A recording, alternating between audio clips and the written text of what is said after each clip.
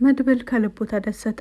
ብሩክ በህይወት መኖሩን በአይኑ ሲያይ ማመን አቃተው። መድብል በደስታ እዛው ክፍል ውስጥ እየጮኸ እየሳቀ ነበረ የቆየው። ምክንያቱም መድብል ብሩክ በህይወት መኖሩ ብቻ ለሱ ተስፋ እንደሚሆነውና በዛሬው ዕለት ደግሞ ከታሰረበት ቦታ ከጓደኞቹ ጋር በመሄድ በዚህን መልኩ መድብል ብሩክን አግኝቶታል።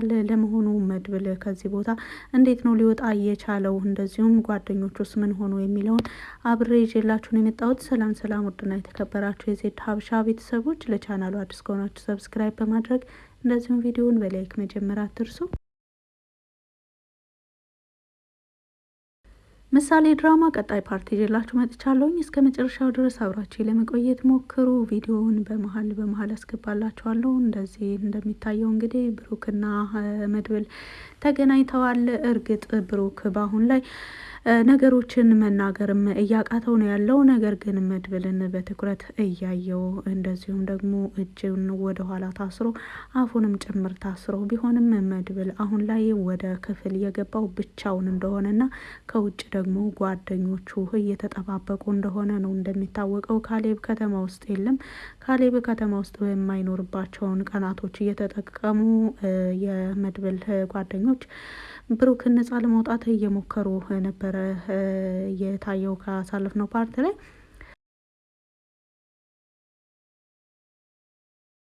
ከዛ ወደዚህ በተለይ ደግሞ ሞገስ ባደረገው ኦፕሬሽን ሞገስ ራሱን በመቀየር ልብሱንም አለባበሱንም በመቀየር ሰዎች እንዳያዩት በመሆን በዛ ቦታ እየተካሄዱ የነበሩትን እንቅስቃሴዎች በቅርበት እየተከታተለ ነበረ። ከዛም በኋላ እያንዳንዱ እዛ ውስጥ እየተካሄደ ያለውን እንደዚሁም ደግሞ የሚወጣ የሚገባውን ሰው ካየ በኋላ ለመድብል ደስ የሚል ዜና ነግሮታል። መድብልም በጣም ደስተኛ በመሆን ብሩክ በህይወት መኖሩን ስለነገረው እንደዚሁም ደግሞ በብሩክ ዙሪያ ሲያወሩ ስለሰማ እንደዚሁም ሊያመልጥ ብሎ መተው እንዳሰሩት መልሰው ከሰንሰለቱ ፈቶ እጁን ፈቶ እንደዚሁም ደግሞ ከዛ ከወደቀበት ከዛም ሁኔታው ነቅቶ ራሱን አውቆ ቆሞ እንዳገኙትና ከዛም በኋላ መልሰው መተው እንዳሰሩት ነበረ ሲነጋገሩ የሰማው። እንደሚታወቀው ካሌብ እዛ ከከተማ ውጭ በመሆኑ እያንዳንዱ እዛ ውስጥ እየተከናወነ ያለውን ነገር በስልክ ነው የሚነግሩት። መድብል ደግሞ ሞገስን ወደዛ ልኮ እሱም የሚያሰራው ስራ ስለነበረው ሁለታቸውም በተለያየ አቅጣጫ ስራቸውን እየሰሩ ቢሆንም በሞገስ በኩል የመጣው ዜና ግን በጣም ደስ የሚል ነበረ። መድብል የሞገስን ይሄን አዲስ የነገረውን ነገር ከያዘ በኋላ ቀጥታ ነበር ወደ ቤት የሄደው።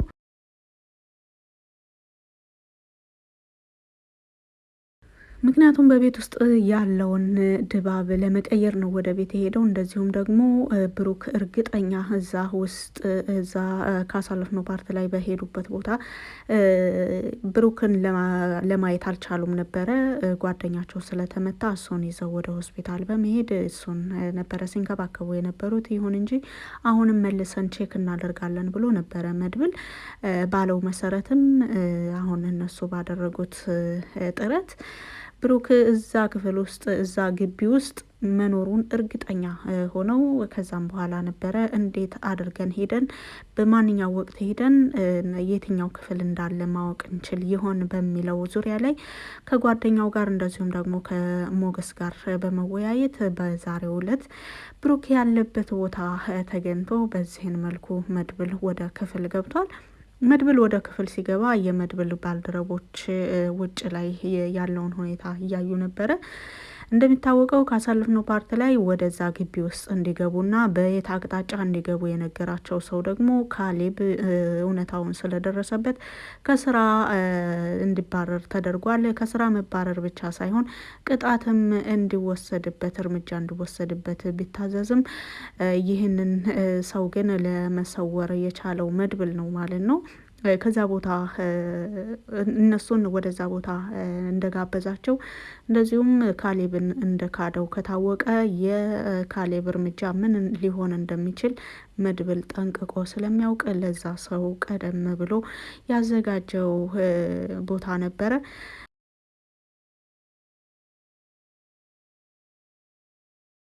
እንግዲህ ምሳሌም ይበልጥ ከአሳለፍነው ፓርት ላይ ብሩክ በህይወት አለ የሚባለውን ነገር ከሰማች ወደዚህ ጥያቄዎቿ ይበልጥ ጨምረው ነበረ። ቅድስትም ጉዳዩን የምሳሌን ጥያቄ አንዳንድ መልስ ለመመለስ ችላለች። እርግጥ አሁን ላይ ቅድስት እንደ ካሁን በፊቱ የምትመልሰው መልስ አይጠፋባትም። ምክንያቱም ብሩክ በህይወት መኖሩ ብቻ በቂ ነውና አሁን ይመጣል፣ ነገ ይመጣል፣ ከሰዓት ይመጣል እያለች የተወሰኑ ሰዓታትን ከገፋች በኋላ መድብል ብሩክን ይዞት ወደ ሆስፒታል ነው የሄደው። እርግጥ መድብልና ብሩክ ወደ ሆስፒታል መሄዱ ቀላል ነገር አልነበረም። ምክንያቱም ብሩክን ከዛ ቦታ አስወጥቶ እንኳን በነጻነት ማንቀሳቀስ በዙሪያው የካሌብ ሰዎች ስላሉ እንደዚሁም ደግሞ ከወዲህ ዝና ስላለ ቀላል አልነበረላቸውም። ይሁን እንጂ ብሩክ ወደ ሆስፒታል ወስደውታል። ከአሁን በፊት ሚስጥረኛ ወይም ደግሞ ጓደኛችን ብለው ወደሚያስቡት ሰው ነው ቤት ውስጥ እንድታከም ያደረጉት እዛ ወስደው። እንግዲህ ሆስፒታሎች እንደዚሁም ደግሞ የብሩክ ቤት የመጀመሪያ ትኩረታቸው ቢሆንም አሁን ላይ ብሩክን ወደ ቤት ወስደው ምን ሊያደርጉት ይችላሉ? በጣም ተጎድቷል፣ ብዙ የጎደሉ ነገሮች አሉት በማለት በጣም እንደደበደቡትና ሕክምና እንደሚያስፈልገውም ሲነጋገሩ ነበረ። የት ሊወስዱት ይችላሉ በማለት ከዝና ጋርም ሲነጋገር ነበር ካሌብ።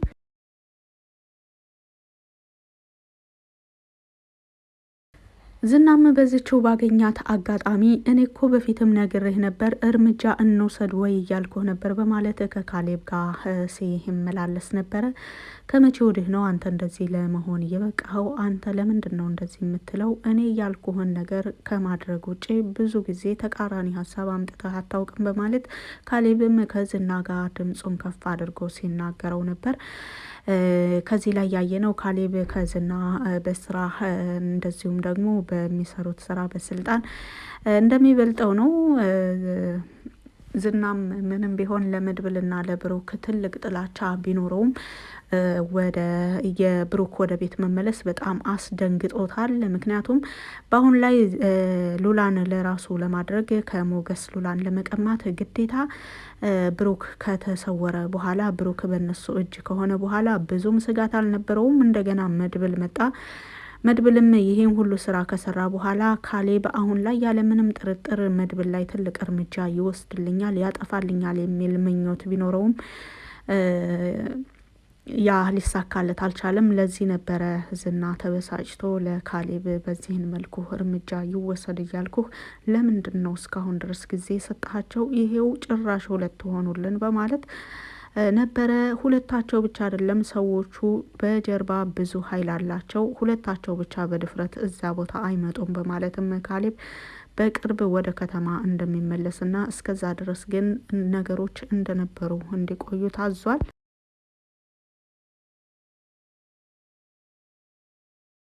የዝና ተስፋ የጨለመ ይመስላል። ምክንያቱም አሁን ላይ ብሩክ ከተመለሰ ብሩክና መድብል እንደዚሁም ደግሞ ሁለታቸው እስካሉ ድረስ ደግሞ ሞገስን ምንም ማድረግ እንደማይችል፣ ሞገስን ምንም ማድረግ እስካልቻለ ድረስ ደግሞ ሉላን ወደ ራሱ መመለስ ሳይሆን ጭራሽ የማየት እድልም አይኖረውም። አሁን ላይ እነ ብሩክ አሳዳጅ፣ ዝና ደግሞ ተሳዳጅ ሆኖ ነው ያለው። በተለይ ደግሞ ካሌብ ወደ ከተማ እስከሚመጣና ካሌብ የሚወስነውን ውሳኔ እስከሚሰማ ድረስ ዝና ያለበት ሁኔታ በጣም አሳሳቢ ነው። ከማህሌት ጋር ጭራሽ መስማማት እየቻሉ አይደለም። በብሩክ ቤተሰቦች ቤት ዙሪያም የተወሰነ ጥያቄ ማህሌት ሲጠይቃት ነበር። እርግጥ ማህሌት የምትጠየቀውን ጥያቄ መመለስ ፍቃደኛ ብትሆንም ለምን እንደምትመልስና ያ ጥያቄ ለምን እንደተፈለገ ማወቅ ትፈልግ ነበር። በተደጋጋሚ ለምን ፈለግከው እያለችም ጥያቄ ስታነሳ ሲበሳጭ ነበር። በዛው ዙሪያ ላይ በቤቱ ዙሪያ ምን አዲስ አለ ብሎ ጠርቷትም ነበረ ማህሌት።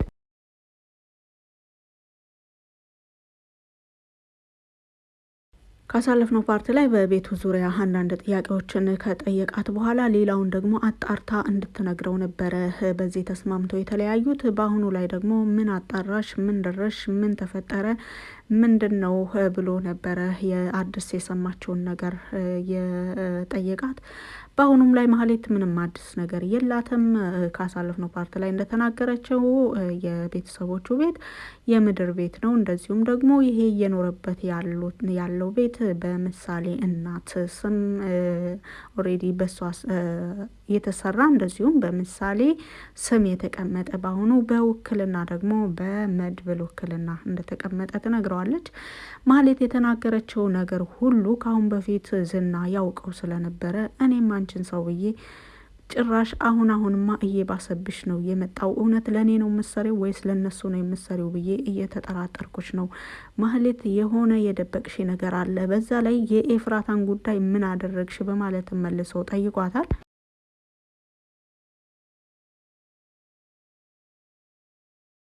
የኤፍራታ ጉዳይ እንደሚታወቀው ኤፍራታ በቤት ውስጥ እየኖረች ማህሌት ደግሞ በቤቱ የለችም፣ ጭራሽ ያለችበትንም አላውቅም ብላ በመናገሯ ከአሁን በኋላ ዝና ሌላ አዲስ የሚከታተላቸው ሰው እያዘጋጀላቸው ነው።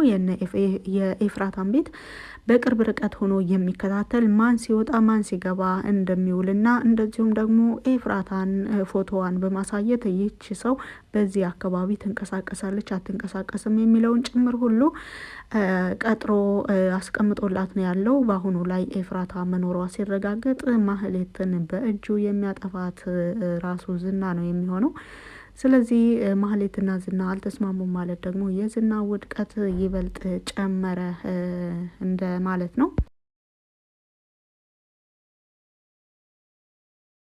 እንግዲህ እነ መድብልም ያንን ሁሉ ከታገሉና በዛን ሁሉ ጥንቃቄ በተለይ ወደ ግቢው ሳይገቡ በፊት በጣም ጥንቃቄ ቀደም ብለው ብዙ ኦፕሬሽን አድርገው ነበርና ወደ ግቢ ገብተው ያለ ምንም አደጋ ነው ብሩክን ይዘውት ሊወጡ የቻሉት። ብሩክ ግን በእግሩ በፍጥነት ሊሄድላቸው ስላልቻለ ተሸክመውት ነበረ እየገተቱ ይዘውት የወጡት። ከዛም ወደ ቤትም አድርሰውታል።